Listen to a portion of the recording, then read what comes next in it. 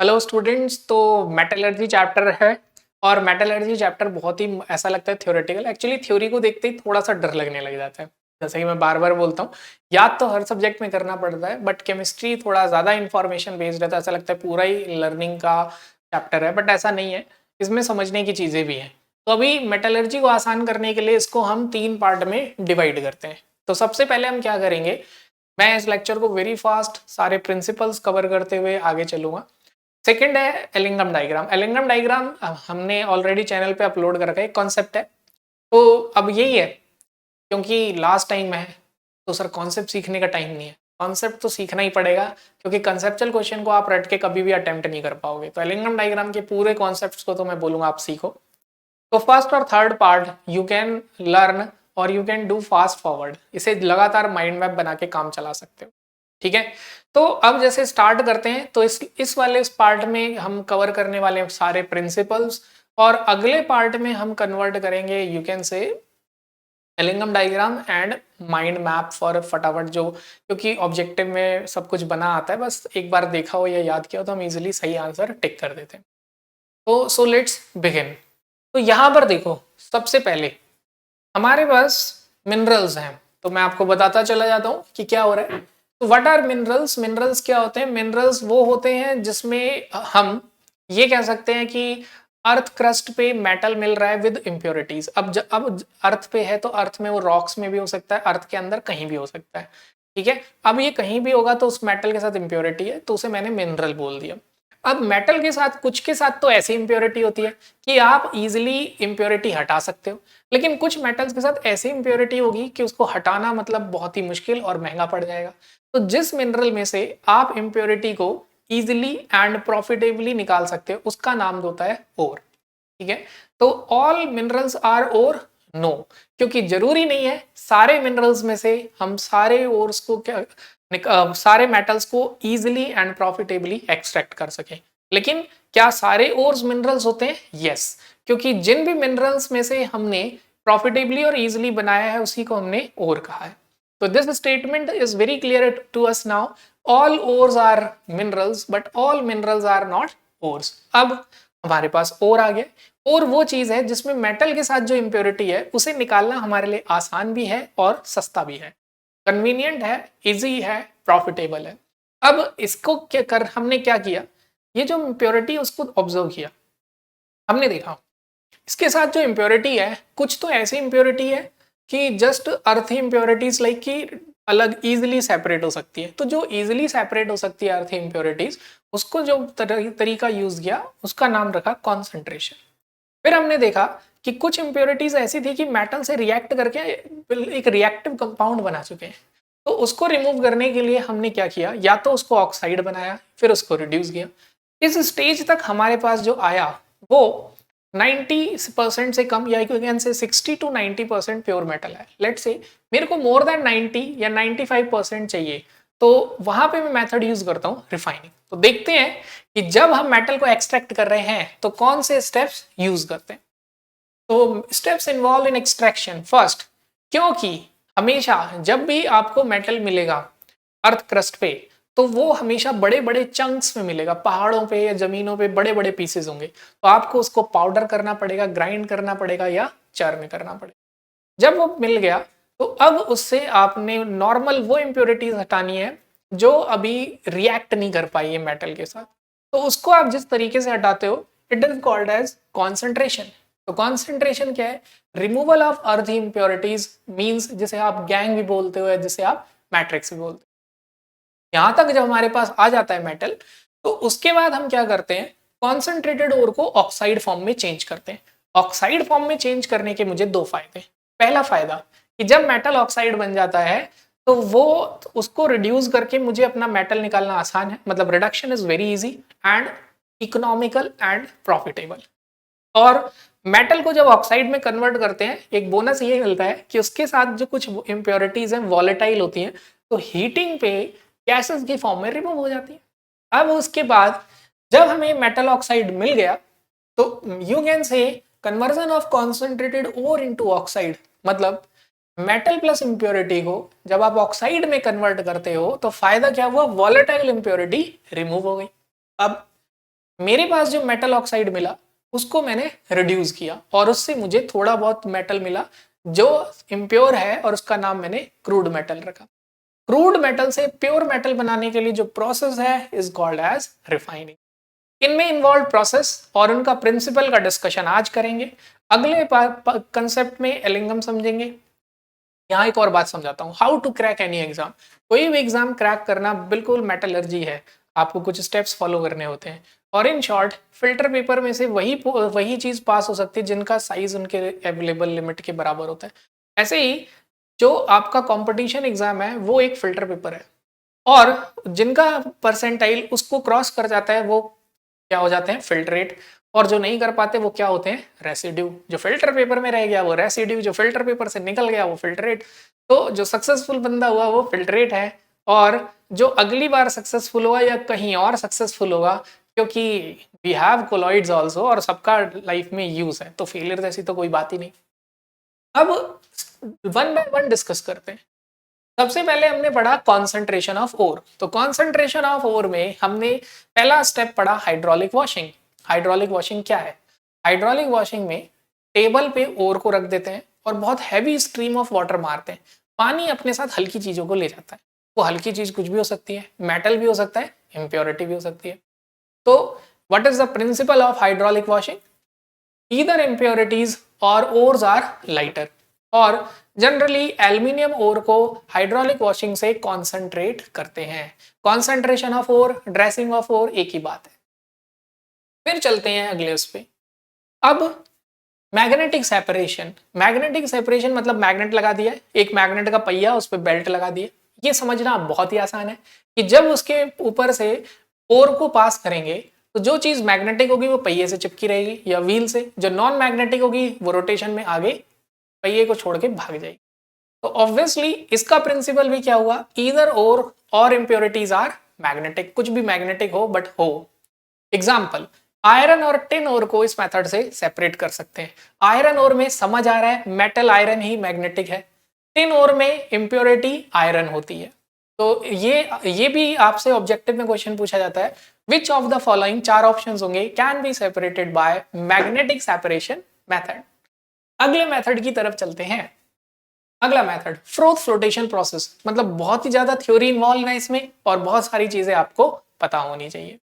तो froth flotation process में सबसे पहली बात प्रिंसिपल ही परेशान कर देता है। प्रिंसिपल कह रहा है, दिख ही रहा होगा आपको, ores are wetted by pine oil and impurities are wetted by water. ये वेट क्या होता है? वेट, मैं बोलूंगा वेट का मतलब क्या हुआ, उससे पहले मेरे एक सवाल का जवाब दो। आपने बचपन में पढ़ा है salt is soluble in water but sand is insoluble in water. Salt water में सोल्यूबल होता है लेकिन सैंड वाटर में सोल्यूबल नहीं होता। तो आप इसका आंसर क्या देते हो? आप इसका आंसर देते हो कि लेट से ये वाटर के मॉलिक्यूल्स हैं और ये इनके बीच में स्पेसेस हैं या गैप्स हैं। अगर मॉलिक्यूल का साइज ऐसा है कि जो वाटर मॉलिक्यूल के बीच में के खाली गैप को ऑक्यूपाई कर सकता है तो वो डिसॉल्व हो जाएगा। लेकिन अगर किसी चीज का साइज ऐसा है कि वो उस बीच में नहीं आ सकता, कैसा है मतलब, लेट से उसका साइज ऐसा है, तो क्या ये इसमें आएगा? नेवर। अब आप सोचो, ये रेड कलर की बॉल, मतलब हमें अभी क्लियर था कि येलो कलर जो था वो वाटर था, तो रेड कलर की बॉल इसमें नहीं आ सकती। तो अब क्या हुआ, ये इतना बड़ा है कि इसके अराउंड वाटर आ जाते हैं, यानी कि उन्होंने क्या किया, एड्सॉर्ब। तो वेट करने का मतलब वाटर मॉलिक्यूल सिर्फ अटैच हुए। केमिस्ट्री में इसको हाइड्रेशन बोलते हैं। जैसे मैं अपना हाथ अगर पानी में डालूंगा, मैं बोलूंगा मेरा हाथ गीला हो गया, क्यों? क्योंकि पानी के मॉलिक्यूल्स मेरे हैंड से स्टिक हो गए, ऑल्सो कॉल्ड एज एड्सॉर्प्शन। तो यहां पर मैं चाहता हूं आप दो तीन चीजों को समझो। First, hydration. हाइड्रेशन में वाटर मॉलिक्यूल किसी चीज से जुड़ता है, कोई रिएक्शन होती नहीं। जैसे मैंने सैंड को पानी में डाला, रेत को पानी में डाला तो वो गीला हो गया, तो क्या हुआ, वाटर मॉलिक्यूल सैंड से जाके जुड़ गया बट रिएक्शन नहीं हुई। क्या हुआ? एड्सॉर्प्शन। क्या? सैंड के सरफेस पे पानी का। तो यहां भी यही हुआ है, तो सैंड के सरफेस पे पानी नहीं आ गया। ऑब्वियसली अब आपको रीजन भी समझ आ रहा है, क्योंकि सैंड का जो साइज है वो बहुत बड़ा है। इतने बड़े को तो कौन सराउंड करेगा? Obviously water molecule. तो छोटे छोटे वाटर मॉलिक्यूल इसकी तरफ आ जाएंगे, जब वो इसके सरफेस पे चिपक जाएंगे तो इसे ही बोलते हैं वेट होना। अब मैंने पानी में नमक डाला, नमक टूट गया, Na पॉजिटिव Cl नेगेटिव। नमक इतना छोटा था कि वो इस खाली जगह पे आ गया, तो हमने बोल दिया नमक क्या हो गया, डिजोल्व। तो आई गेस डिजोल्व में और वेट में फर्क समझ आया। अब आता है हाइड्रोलिसिस। हाइड्रोलिसिस में वाटर टूट जाता है। अगर H2O ब्रेक हो जाए H और OH में किसी कंपाउंड से रिएक्ट करके, तो उसको हाइड्रोलिसिस बोलते हैं। ये 3 कॉन्सेप्ट याद रखना, बेसिक है। अब उसके बाद मैं बोलता हूं ग्रोथ फ्लोटेशन प्रोसेस का प्रिंसिपल। फिर से क्या समझ पा रहे हो मेरी बात को? पानी एड्सॉर्ब कर रहा है मिट्टी को, इम्प्योरिटी को, और जो ओर्स हैं उनको एड्सॉर्ब कर रहा है पाइन ऑयल। मतलब ये आप ऐसे कह सकते हो कि पाइन ऑयल को घेर लिया किसने, ओर ने, और पानी को घेर लिया किसने, उल्टा बोल रहा हूं, पानी ने घेर लिया किसको, इम्प्योरिटी को, सैंड को, और पाइन ऑयल ने किसको घेर लिया, ओर को। तो इस तरीके से ये है वेट का मतलब। इसको सॉल्युबल से बिल्कुल मिसमैच मत करना। कभी सोचो वेट की जगह सॉल्युबल आ जाए, ऑब्जेक्टिव में टिक करके आ जाऊं, सॉल्युबल इज अलग, डिफरेंट थिंग, ठीक है। अब जब ये क्या हुआ, तो जब ये उसके सरफेस पे एड्सॉर्ब हो गए, तो पाइन ऑयल में एक और खास बात थी, ये झाग बनाता था, ठीक है। तो तुरंत ही हमने 2 डेफिनेशन और पढ़ी। हाँ, फर्स्ट थिंग ये भी याद रखना है, फ्रोथ फ्लोटेशन मेथड से सल्फाइड ओर को सेपरेट करते हैं, मतलब सिल्वर HgS PbS ZnS भी लिख देते हैं। कलेक्टर क्या होते हैं, जो वेट करेंगे ओर को, pine oil, fatty acid and xanthate, यानी एड्सॉर्ब करेंगे। फ्रोथ स्टेबलाइजर क्या है, झाग बन गया, हम चाहते हैं झाग कुछ देर बना रहे। जैसे आप मक्खन निकालते हो ना, तो मक्खन कुछ देर ऊपर रहेगा तभी निकालने का टाइम तो मिले, ऐसे ही। तो जब आप मक्खन ऊपर बनाते हो बबल क्रिएट करके या रई से घुमा के, तो इसे बोलते हैं skimmed. This process is called as skimming. तो ऐसे ही झाग ऊपर बनाते हैं, उसको स्टेबलाइज करने के लिए क्रिसोल और एनिलीन डालते हैं, उसके बाद उसे सेपरेट कर लेते हैं। फिर यहाँ पे एक और एक इंटरेस्टिंग डेफिनेशन आती है, डिप्रेसेंट। डिप्रेसेंट किस लिए यूज होते हैं, अगर एक ही ओर में 2 इंप्योरिटी है या 2 मेटल है, तब हम डिप्रेसेंट यूज करते हैं NaCN। ओके, तो this is use to separate 2 sulphide ores. अब और आगे चलते हैं। अब हमारे पास है लीचिंग। लीचिंग के लिए मैं एक ही बात बोलता हूं, मैंने हमेशा देखा है बच्चों को, अगर मैंने बोल दिया रेत को और नमक को सेपरेट करो, सैंड और सॉल्ट को, बच्चा बड़ी आसानी से बोलता है सर पानी में डाल दो। मैं उससे तुरंत पूछता हूँ आपने पानी क्यों सिलेक्ट किया, तो वो बोलता है मैंने पानी इसलिए सिलेक्ट किया सर क्योंकि इसमें सैंड डिजोल्व नहीं होगा लेकिन सॉल्ट हो जाएगा। तो मैं उसे बोलता हूँ बस यही सोच ही तो लगानी है, कहाँ, लीचिंग में। लीचिंग का प्रिंसिपल भी यही है कि जब आपको मेटल और इम्प्योरिटी को सेपरेट करना है, तो आपको ऐसा सुइटेबल सॉल्वेंट लेना है जिसमें इम्प्योरिटीज डिजोल्व ना हो और ओर डिजोल्व हो जाए, और vice versa. Major trend follow करते हैं बट कुछ भी हो सकता है। तो example, aluminium, silver, gold leaching process से सेपरेट होते हैं। एल्यूमिनियम में का जो ओर है एल्यूमिना बॉक्साइड, उसको हमने बेसिक मीडियम में डाल दिया। बेस एक्सेस में होगा डेफिनेटली, क्योंकि मैं नहीं चाहता एक भी एल्यूमिना बच जाए। वो उससे रिएक्ट करके डिसॉल्व होके सोडियम सॉलिड बनाता है, सोडियम मेटा एल्यूमिनेट। ये सॉल्यूबल है, इट इज एक्वस स्टेट। तो ये पानी में घुल गया और इम्प्योरिटी नीचे जम गई, और फिल्टर पेपर से हमने छान के निकाल लिया। तो सॉल्यूशन बेसिक है, उसे न्यूट्रलाइज करने के लिए कार्बन डाइऑक्साइड गैस पास की। CO2 गैस पास करने से सॉल्यूशन न्यूट्रल हो गया, और CO2 इस सोडियम मेटाएल्यूमिनेट से रिएक्ट करके सोडियम बाइकार्बोनेट बनाता है। अब यहाँ एक छोटा सा पॉइंट है कि जो Al2O3 है वो अभी उसी सॉल्यूशन में रहता है, उसका प्रेसिपिटेशन स्टार्ट करवाना है। तो उसके लिए हम बाहर से Al2O3 सॉलिड थोड़ा सा डालते हैं। जैसे ही सॉलिड Al2O3 डालते हैं, वो अपने सरफेस पे Al2O3 को एब्जॉर्ब करना चालू कर देता है, एंड यू कैन से rate of precipitation becomes faster. फिर हम उसके बाद क्या करते हैं, छान लेते हैं। बस छान लेंगे तो रेसिड्यू बचेगा, उस रेसिड्यू को क्या करेंगे, हीट। और जब उसको हमने हीट किया तो क्या मिला, Al2O3। ये देख लो एक बार, ये फनल है जिसपे हमने फिल्टर पेपर लगा रखा है। इस फिल्टर पेपर पे जो बच जाता है उसे रेसिड्यू, और जो छन के नीचे आ जाता है उसको फिल्ट्रेट बोलते हैं। तो ये Al2O3 सॉलिड हमें मिल गया एल्यूमिना, और जो इम्प्योरिटी है वो पीछे पानी में रह गए। दूसरा तरीका, सिल्वर या गोल्ड, कुछ भी ले सकते हो। इसमें वाटर, साइनाइड, ऑक्सीजन जरूर होना चाहिए। ऑक्सीजन की प्रेजेंस में रिएक्शन हुई, सिल्वर ऑक्सीडाइज हो गया, 0 से इसकी ऑक्सीडेशन स्टेट चेंज हो गई +1 में, ठीक है। तो it is oxidised and you can say इसने बना लिया एक एक्वस फॉर्म। तो इम्प्योरिटी फिर नीचे रह गई, मैंने फिर फिल्टर पेपर से छान लिया। जब मैंने फिल्टर पेपर पे छाना तो इम्प्योरिटी फिल्टर पेपर पे रह गई, नीचे फिल्ट्रेट में पानी और ये सॉल्यूबल आ गया।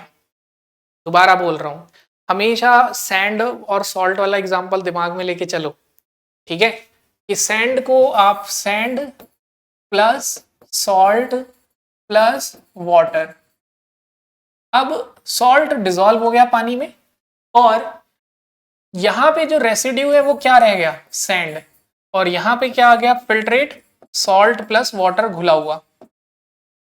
तो बस अब मानो कि जो नमक था वो सिल्वर है, उसको पानी में और साइनाइड डाल दिया तो सिल्वर घुल गया, लेकिन इम्प्योरिटी प्रेसिपिटेट हो गई। फिल्टर पेपर पे छान के हम अलग से ले आए एक सॉल्यूशन को और उस सॉल्यूशन में से पास किया जिंक डस्ट। जिंक ने क्या किया, Zn2+ में चेंज हो गया और सिल्वर को प्रेसिपिटेट करा। बताओ अब क्या मुझे तुम्हें बताने की जरूरत है कि जो सॉल्युबल सिल्वर साइनाइड था उसमें मैंने सॉलिड जिंक पाउडर डाला, जिंक घुल गया और सिल्वर प्रेसिपिटेट हो गया। अब बताओ अब क्या मुझे बताने की जरूरत है कि सिल्वर कैसे अलग करना है, यू नो दिस नाउ। अब आगे चलते हैं, आपने क्या किया, आपने मेटल को कॉन्सेंट्रेट कर लिया, यानी छोटी मोटी अर्धी इंप्योरिटीज को हटा लिया। अब आपको क्या करना है, उस मेटल को मेटल ऑक्साइड फॉर्म में चेंज करना है। उसे चेंज करने के दो तरीके हैं, पहला तरीका रोस्टिंग, अगला तरीका कैल्सिनेशन। रोस्टिंग में हम क्या करते हैं, जो मेटल का ओर है उसे एक्सेस ऑफ एयर में हीट करते हैं, लेकिन कैल्सिनेशन में क्या करेंगे, मेटल ऑक्साइड को लिमिटेड सप्लाई या एब्सेंस ऑफ एयर में हीट करते हैं। लेकिन दोनों में एक कॉमन बात है, क्या, दोनों में कॉमन चीज है कि मेल्टिंग पॉइंट से बिलो होना चाहिए, इतना भी हीट नहीं करना कि वो और ही मेल्ट हो जाए। तो वेदर रोस्टिंग और calcination both are heated below melting point. उसके बाद जो रोस्टिंग होती है वो सल्फाइड ओर्स की होती है, क्योंकि सल्फर ऑक्सीजन से रिएक्ट करके SO2 गैस बना के वॉलेटाइल। कैल्सिनेशन कार्बोनेट का, क्योंकि कार्बोनेट CO2 रिलीज कर देगा, ऑक्सीजन की जरूरत नहीं है। हाइड्रेटेड, ये भी सीधे वाटर रिलीज हो जाएगा, जैसे Al2O3.XH2, उसको हीट करेंगे पानी इवेपोरेट हो जाएगा। हाइड्रोक्साइड्स में से भी हीटिंग पे सीधे वाटर निकल जाता है। तो आप बना चुके हो मेटल ऑक्साइड। मेटल ऑक्साइड को अब रिड्यूस करना है और रिड्यूस करने के लिए मेटल आएगा क्रूड मेटल। तो अब आपने जब रिड्यूस किया, आई गेस यस, यहाँ पे एक और पॉइंट रह गया, फ्लक्स की डेफिनेशन। तो फ्लक्स क्या होता है, इम्प्योरिटी से रिएक्ट करके कैल्शियम सिलिकेट मतलब इम्प्योरिटी को सॉल्यूशन से बाहर निकाल देता है। और जो फ्लक्स है it can be basic, it can be acidic. बच्चा बड़ा घबराता है, सर एसिडिक और बेसिक, भाई बड़ी सिंपल सी बात है, मेटल के ऑक्साइड बेस होते हैं, तो जो बेसिक ऑक्साइड्स हैं वो बेसिक फ्लक्स हैं, और जो एज नॉन मेटल के ऑक्साइड्स एसिड्स होते हैं, तो जो नॉन मेटेलिक ऑक्साइड्स होंगे वो एसिडिक फ्लक्स हैं, सिंपल, ठीक है। अब ये रिएक्शन यूज होती है सिलिका प्लस कैल्शियम ऑक्साइड, ये रिएक्शन आयरन की एक्सट्रैक्शन में यूज होती है। फिर calcium oxide basic flux, acidic flux silica, ये कहाँ यूज होता है, ये यूज होगा हमारा यू कैन से एक्सट्रैक्शन ऑफ कॉपर में। तो ये हमें याद रखनी है, सिंपल यहाँ डेफिनेशन एंड टाइप्स लर्न करने, नथिंग एल्स। अब चलते हैं आगे, अब हमें करना है मेटल ऑक्साइड को रिड्यूस। जब मेटल ऑक्साइड को रिड्यूस करना है तो रिडक्शन करने के बहुत तरीके, लेकिन सबसे सस्ता तरीका मार्केट में सबसे सस्ता क्या है, कोयला। तो हम रिड्यूस करते हैं मेटल को किससे, कार्बन से या कार्बन मोनोऑक्साइड से। ऑब्वियसली इट इन्वॉल्व कॉन्सेप्ट, मैं हमेशा बोलता हूं कि याद भी करना है और समझना है, लेकिन ध्यान रखना है कि किसके लिए शॉर्टकट नहीं लगाना। जहां कंसेप्चुअल अंडरस्टैंडिंग चाहिए वहां शॉर्टकट नहीं लगाना। तो एलिंगम डायग्राम पे पूरा एक लेक्चर देखिए, कंसेप्चुअली अपने आप को स्ट्रॉन्ग करिए, क्योंकि कंसेप्चुअल चीजों को याद किया और वो घुमा के पेपर में आ गया ना तो -1 आ जाएगा। तो Ellingham diagram is very important for your NEET as well as JEE Mains. तो आप सरफेस केमिस्ट्री की प्लेलिस्ट में, सॉरी मेटलर्जी की प्लेलिस्ट में उसे देख सकते हैं। नाउ अब जब एलिंगम डायग्राम पढ़ लोगे तो वहां से समझ आएगा कि सबसे सस्ता कार्बन है, वही यूज करते हैं हर जगह। अब हमने किया रिफाइनिंग, मतलब कंसंट्रेशन के बाद क्रूड मेटल आ गया, वो मेटल की प्योरिटी जो थी 40 से 70-80 तक थी, मुझे तो मोर देन 95% प्योर मेटल चाहिए, मैंने यूज किया रिफाइनिंग। रिफाइनिंग में पहला तरीका आया डिस्टिलेशन। डिस्टिलेशन क्या होता है, बचपन से पढ़ते आए हैं, एक जग सा बना देते थे, एक पाइप लगा देते थे, जग में उबलता था कुछ, वेपर बना देते थे, पानी में इधर पाइप से वो जब वेपर आते थे तो क्या होता था, ठंडा हो जाता था और नीचे मिल जाता था। मतलब हुआ क्या, जैसे बारिश होती है वही हुआ, नीचे का पानी इवेपोरेट होके ऊपर गया, ऊपर ठंडा होके नीचे आ गया। तो सेम यही प्रोसेस डिस्टिलेशन है। तो डिस्टिलेशन किस बात पे डिपेंड करता है, इम्प्योरिटी और मेटल के बीच में बॉइलिंग पॉइंट में बहुत ज्यादा डिफरेंस है। ध्यान रहे यहाँ बॉइलिंग पॉइंट में फर्क देखना है। अब आपने डी ब्लॉक में पढ़ा है zinc cadmium mercury have low boiling point, क्यों, they are extra stable weak metallic bonding. यही कॉन्सेप्ट यहाँ पे लगाओ और याद रखो डिस्टिलेशन जिंक कैडमियम और मर्करी के लिए करते हैं, लेकिन ज्यादातर जिंक और मर्करी की कमर्शियली जरूरत होती है तो एनसीईआरटी वही लिख देती है। तो what is the distillation principle, metal का जनरली लो पॉइंट होता है, इम्प्योरिटी का जनरली हाई बॉइलिंग पॉइंट होता है, and we use zinc and mercury for separation. अगला प्रोसेस यूज करते हैं, अगला प्रोसेस है लिक्वेशन। पहले डिस्टिलेशन और लिक्वेशन में क्या फर्क है, मेल्टिंग पॉइंट का। यहाँ इम्प्योरिटी और मेटल के बीच में हाई मेल्टिंग पॉइंट का डिफरेंस है, यानी जनरली अच्छा यहाँ नहीं लिखा, तो difference in melting point of metal and impurity, generally यहाँ पे मेटल का मेल्टिंग पॉइंट लो होता है। एंड टिन, लिक्वेशन से कौन से मेटल को सेपरेट करते हैं, टिन को। नेक्स्ट, इसके बाद हम आते हैं इलेक्ट्रोलिसिस पे। इलेक्ट्रोलिसिस बड़ा सिंपल है, बचपन से इसको पढ़ते आए हैं कि हमेशा इलेक्ट्रोलिसिस के टाइम एक बीकर लेते हैं, एनोड इम्प्योर रॉड को बनाते हैं, कैथोड प्योर मेटल को बनाते हैं, सुटेबल इलेक्ट्रोलाइट लेते हैं, करंट पास करते हैं। बस अब इसका प्रिंसिपल क्या है कि जो मेटल है जिसको आपको डिपॉजिट करना है कैथोड पे या रिफाइन करना है, this metal should be more basic than other impurities. तो कैथोड प्योर मेटल होता है, एनोड इम्प्योर मेटल होता है, metals are more basic than impurities is principle, ये इसका प्रिंसिपल है। And copper and aluminium are electrolysed. यहाँ पर क्या याद रखना है, कॉपर के इलेक्ट्रोलिसिस में एनोड मड बड़ा इंपॉर्टेंट रोल प्ले करता है। कॉपर के अंदर इम्प्योरिटी है सिल्वर और गोल्ड, तो जब वो ऑक्सीडाइज होता है तो कॉपर तो सॉल्यूशन में चला जाता है ताकि आगे जाके कैथोड पे रिड्यूस हो जाए, लेकिन सिल्वर गोल्ड बेचारे नीचे ही जम जाते हैं। तो this is electrolysis principle and questions based on it. Now अब चलते हैं zone refining.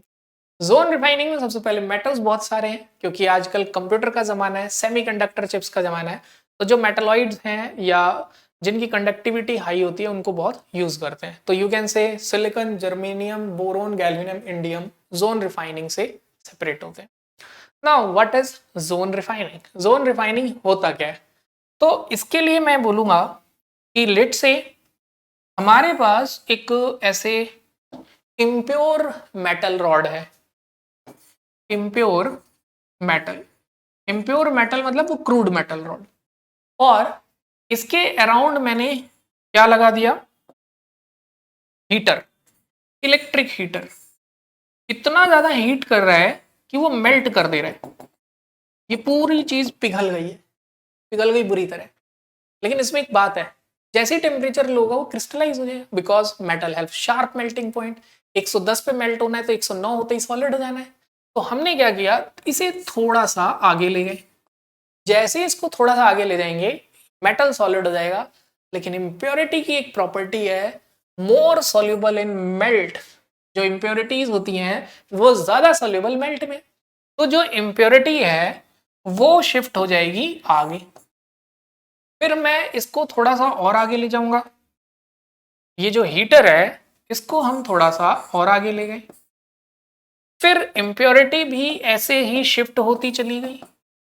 At the end impurity पूरी यहां होगी और ये पूरा प्योर होगा। तो यू कैन से let's say this is the rod, और मैं हीटर को जब आगे करता जाऊंगा, क्योंकि इम्प्योरिटी सॉल्युबल में ज्यादा डिसॉल्व होगी तो इम्प्योरिटी आगे आएगी, यहाँ आएगी। ये प्रोसेस ऐसे मैं 8-10 बार रिपीट करूंगा और लास्ट में ये जो पीस बचेगा ये फुल ऑफ इम्प्योरिटी होगा, इसे कट करके हटा दूंगा और मेरे पास एकदम प्योर मेटल आ जाएगा। तो this is zone refining and its principle is 5 star, खा जाना बिना कुछ सोचे। Next, vapour phase refining. Vapour phase refining का प्रिंसिपल क्या है? वेपर फेज रिफाइनिंग का प्रिंसिपल है कि आप मेटल को किसी ऐसे कंपाउंड के साथ हीट करो कि वो वॉलेटाइल हो जाए। ठीक है, समझते हैं इसको। ये है मेरे पास इम्प्योर निकल,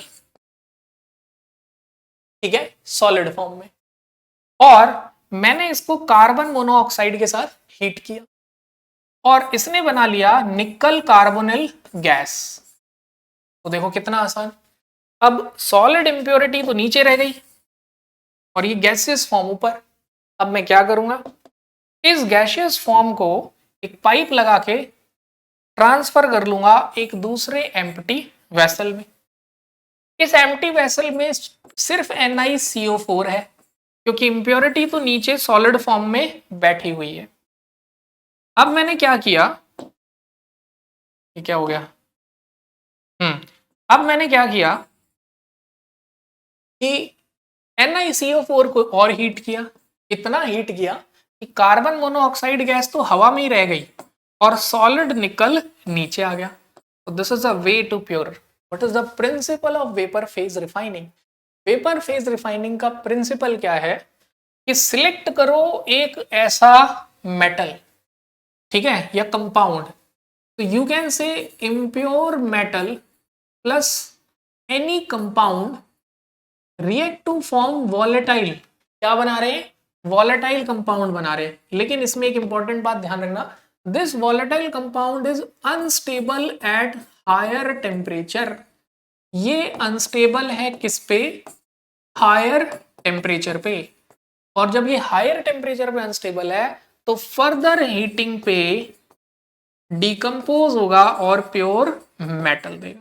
तो this is the principle involve in zone refining, vapour phase refining. तो nickel, zirconium, titanium, nickel is separated by Mond process, zirconium and titanium is separated by Van Arkel method, ठीक है, it is separated by Van Arkel method। तो in this way आप vapour phase refining का principal भी सीख गए। अब इसके बाद है क्रोमेटोग्राफी। क्रोमेटोग्राफी से मेंस और नीट दोनों में भर भर के क्वेश्चन आ रहा है, तो वो क्रोमेटोग्राफी मैं बिल्कुल अलग से डिस्कस करूंगा।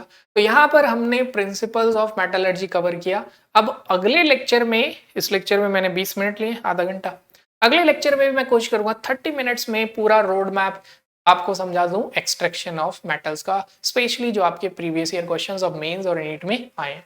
सो we end our discussion here, keep learning, keep practising, thank you.